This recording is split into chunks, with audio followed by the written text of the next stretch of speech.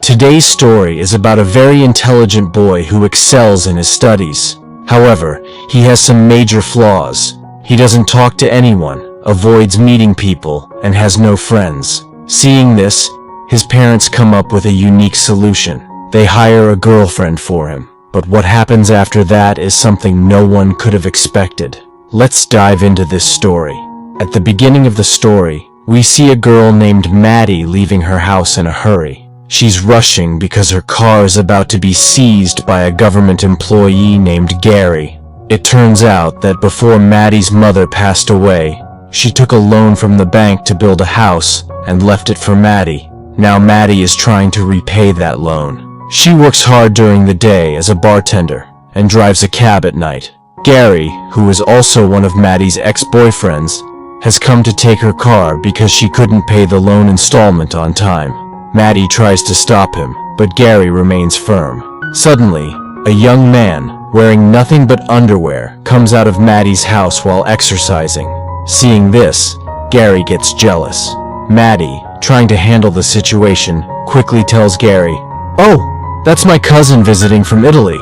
The young man then comes over and starts acting close to Maddie, making Gary even more suspicious. Realizing Maddie is trying to fool him, Gary gets annoyed and drives off with her car. Without her car, Maddie has no way to get around. She decides to go to work on her roller skates instead. Later, while skating, Maddie notices her car parked on the road, still hooked to Gary's tow truck. She quickly goes to the car, gets inside, and tries to drive away. However, in her haste, she forgets to untie the car from the tow truck. When she tries to speed off, the car doesn't move. At the same time, Gary comes out of a nearby shop, sees what she's doing, and takes her car back. Maddie fails in her attempt to reclaim it. After this, Maddie goes to her friends Sarah and Sarah's husband Jim, and shares her frustration. She tells them about losing her car and her struggles with the bank loan. Sarah tries to help by searching online for second-hand cars for Maddie. But Maddie sighs and says, "I've already checked everywhere. I doubt I'll find anything better."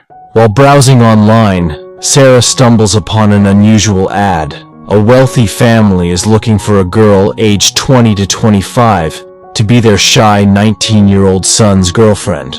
The ad mentions that the boy is very intelligent, but struggles with socializing and doesn't have any friends. In return, the family is offering a brand new car as a gift to the girl who can help him overcome his fears and gain confidence. At first, Maddie hesitates because she feels she might be too old for the boy. But after discussing it with Sarah and Jim, she decides to give it a shot. She needs the car desperately, and this might be her only chance. We then see Maddie skating her way to the wealthy family's house. She meets the boy's parents, who explain their situation. They tell her, "Our son Percy is 19 years old and extremely smart, but he doesn't talk to anyone, never goes out, and avoids girls completely. He's scared of things like smoking, partying, or even casual conversations. In his free time, all he does is watch short videos on his phone. We're worried that if this continues, he won't be able to adjust to university life next year." Maddie listens carefully and asks, "So, what do you want me to do?" The parents reply, "We just need you to spend time with him, help him socialize, and boost his confidence. Once we see that he's improving, we'll give you the car. But Percy must never know that we arranged this. You'll have to approach him naturally and make him believe it's all genuine." Maddie agrees to the deal and heads to the shop where Percy works part-time. Wearing a striking red dress, she tries to catch his attention by pretending to adopt a dog. Maddie flirts and tries to impress Percy, but he doesn't fall for her charm. Instead, he becomes visibly nervous. Not giving up, Maddie says, "Why don't I drop you off at your house today?" Percy hesitates and declines, but Maddie insists, picking up his bicycle and putting it in her van. With no other option, Percy reluctantly agrees to go with her. As they drive, Maddie jokingly says, "What if I kidnap you instead of taking you home?" She then steers the car toward her own house instead of Percy's. So, Percy gets scared, and as soon as the car stops, he sprays pepper spray on Maddie's face. Maddie gets out of the car and says, "I was just joking with you. If I had kidnapped you, why would I bring you to my house?" Hearing this, Percy realizes he made a mistake. To make up for it, he gives Maddie a bath using the garden hose, washing off the spray. At the same time, he agrees to go on a date with her that evening. Later, we see Maddie waiting for Percy at a club. After some time, Percy shows up, but everyone starts laughing because he's wearing a formal coat with shorts instead of pants. Maddie, however, praises his unique style to make him feel comfortable. A waitress comes to their table, and Maddie orders a long iced tea for herself. Percy asks for a Pepsi, but Maddie cancels his order and tells the waitress to bring a long iced tea for him too. As they start chatting while sipping their drinks, Maddie's ex-boyfriend Travis suddenly appears. Travis, trying to make a scene, shows Percy his engagement ring and talks about his past relationship with Maddie, including how Maddie broke up with him. After Travis leaves, Maddie decides to take Percy to a beach. However, the beach was off limits after 8 p.m. Percy hesitates because he doesn't know how to swim, but Maddie encourages him. When Percy refuses to take off his clothes, Maddie boldly takes off her own and jumps into the water. Feeling pressured, Percy also removes his clothes and joins her. While they are in the water, a group of people sneaks in, steals their clothes, and starts walking away. Maddie, furious, storms out of the water in the same condition, beats them up, and retrieves their clothes. She goes back into the water and tries to get close to Percy, but Percy, feeling uncomfortable, tells her, "I feel strange doing this. I don't really know you yet." Maddie, annoyed by his response, storms out, sits in her car, and prepares to leave. Percy tries to get in the car, but Maddie refuses. She tosses his clothes out but keeps his phone, forcing Percy to hang onto the car without clothes. Despite this, Maddie drives off, and Percy clings to the car. The situation becomes chaotic when the police notice and start chasing them. To escape, Maddie drives recklessly and narrowly avoids a major accident as a train speeds past them. Later, we see them at Maddie's house. Maddie tries to lighten the mood by playing songs to attract Percy's attention, but he still doesn't fully understand her intentions. Suddenly, Percy starts feeling itchy and notices he has rashes. Maddie helps him by applying medicine. During this time, they start talking, and Percy apologizes to Maddie, saying, "Maybe it's my zodiac sign acting up, but things just didn't work out today. Let's try again tomorrow." Maddie agrees. The next day, Maddie and Percy meet again. They go to various places, have fun, and spend quality time together.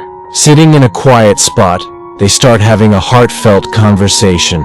Maddie opens up about her family and how her father never accepted her. Percy listens attentively, and after a while, they share a kiss. While there, they meet Percy's friend Jody. Jody and Maddie chat for a bit, but when Percy steps away, Jody warns Maddie, saying, "What are you doing with him? He's just a kid. I know girls like you. Don't think his parents' money is his. If anything happens to Percy because of you, I won't let it slide." In the next scene, Percy and Maddie dress up and go out for dinner. At Maddie's encouragement, Percy gets on stage, plays the piano, and sings a song. His performance impresses everyone, and they cheer and clap for him. Afterward, Percy's friend Natalie approaches and invites him to a party, saying, "It's going to be so much fun. We'll both be at university soon." Percy excitedly agrees. After Natalie leaves, Percy tells Maddie, "She's such a nice girl. We'll go to the party together, and I'll also get my driving license." Percy, with a smile, tells Maddie, "I'm getting a license so I can drive myself on weekends and come to meet you." It was clear from his expression that Percy was getting deeply attached to Maddie, and Maddie was starting to realize this as well. After dinner, the two leave the restaurant, and in the car, Percy starts drinking. He suddenly confesses to Maddie, I'm ready for you now. I've fallen in love with you, and I want to get intimate with you. Maddie, trying to handle the situation, says, "You've had a drink, and in this state, you won't enjoy your first time. Let's save it for another day." But deep inside, Maddie feels terrible. She remembers the deal she had with Percy's parents, that she's only with him because of an agreement. Percy, unaware of all this, is taking things very seriously, and Maddie begins to feel guilty about playing with his emotions. The next day, Percy confidently tells his parents, "I'm getting my driving license now." His parents are thrilled to hear this, but then Percy adds, "I have a new girlfriend named Maddie, and I don't want a long-distance relationship with her, so I'm not going to the university anymore. I'm grown up now and can make my own decisions." Afterward, Percy takes his dad's car and drives off. Once he's gone, his parents call Maddie and remind her of their deal. They say, "The deal was that you'd get a car for convincing Percy to go to university. You can take the car now, but just make sure he goes." However, Percy overhears their entire conversation through the car's operating system. He feels deeply hurt and realizes Maddie's feelings for him might not have been genuine. Percy invites Maddie to his house, and despite knowing everything, introduces her to his parents. During dinner, he sarcastically makes fun of Maddie's age and then abruptly leaves the table.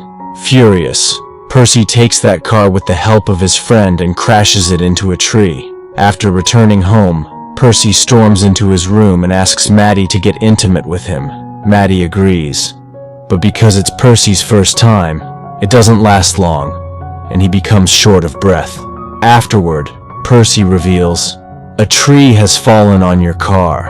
Maddie immediately understands that Percy knows the truth about the deal.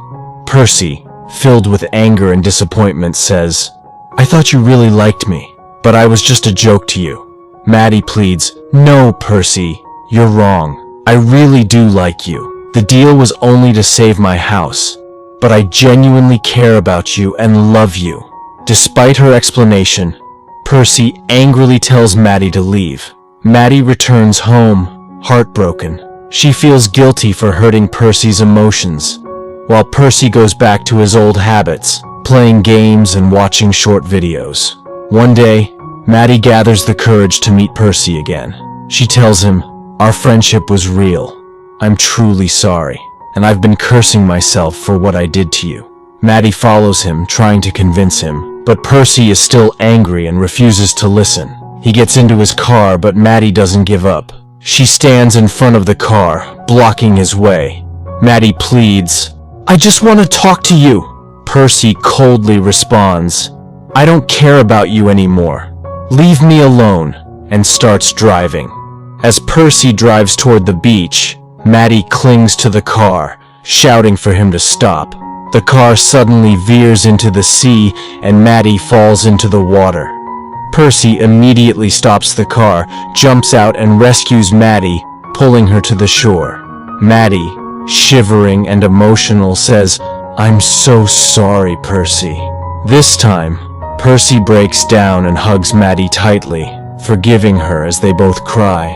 In the final scene, Percy is seen packing his bags and getting ready to leave for university. He bids goodbye to his parents and steps outside. To his surprise, Maddie is standing there with a playful smile, asking, "Does anyone need a cab?" They both laugh, and the story ends on a sweet and happy note, filled with romance and fun. If you enjoyed this story, don't forget to like the video and subscribe to the channel for more funny and heartwarming stories.